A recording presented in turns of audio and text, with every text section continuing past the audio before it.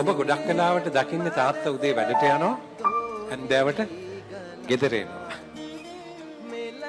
ඒ රස්සාව ඇතුලේ ඒක ගොවිතැන වෙන්න පුළුවන්, මුට්ට කරගහනවා වෙන්න පුළුවන්, වෙන ආයතනයක වෙන්න පුළුවන්. රස්සාවත්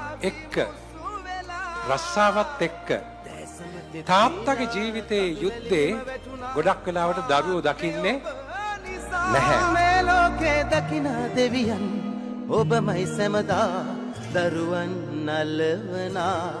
ඔබේ තාත්තා ගැන ඔබ දන්නේ නැති ලස්සන කතාවක්. තාත්තා සල්ලි හොයන්න කී දෙනෙකුට පාච්චල් වෙනවද? කී දෙනෙකුට පච වෙනවද? ලැජ්ජ වෙනවද? අඬනවද? දුක් විඳිනවද කියලා දරුවට පෙන්වන්නේ නෑ. ඒ තමයි තාත්තා. දුවේ ඔබේ තාත්තගේ ජීවිතේ වැරදි අඩුපාඩුකම් ගොඩාක් ඔබ දන්නවා ඇති. අම්මා කියලා ඇති. හැබැයි තාත්තා ගැන මේ කතාව ගොඩක් දෙනෙක් කතා කරන්නේ නැහැ. තාත්තගේ කඳුළු ගැන ගොඩක් දරුවෝ වඳුරන්නේ නැහැ. හැමදාම තාත්තගේ ජීවිතේම ගෙවෙන්නේ දරුවාගේ හෙට දවස ලස්සන කරන්න. තාත්තගේ හීනේ අතමිට සරු වෙන එක නම් ඒකේ බලාපොරොත්තුව දරුවගේ හිනාව. හෙට දරුවා මං වගේ දුක් විඳින්න බෑ. ඒ තාත්තගේ වමනාව.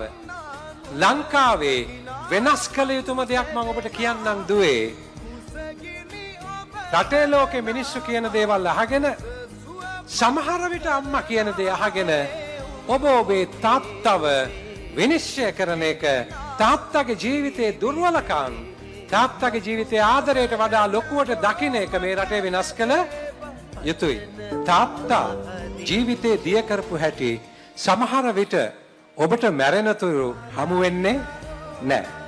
ගොඩක් දරුවන්ට තාත්තව ජීවිතේ හමු වෙන්නේ නැහැ. ඔබට තාත්තගේ ආදරේ හම්බෙන්නේ නැතුව මැරෙන්න වුණොත් ඔබ මේ ලෝකේ අවාසනාවන්තම දරුවා කියලා මම ඔබට කියනවා.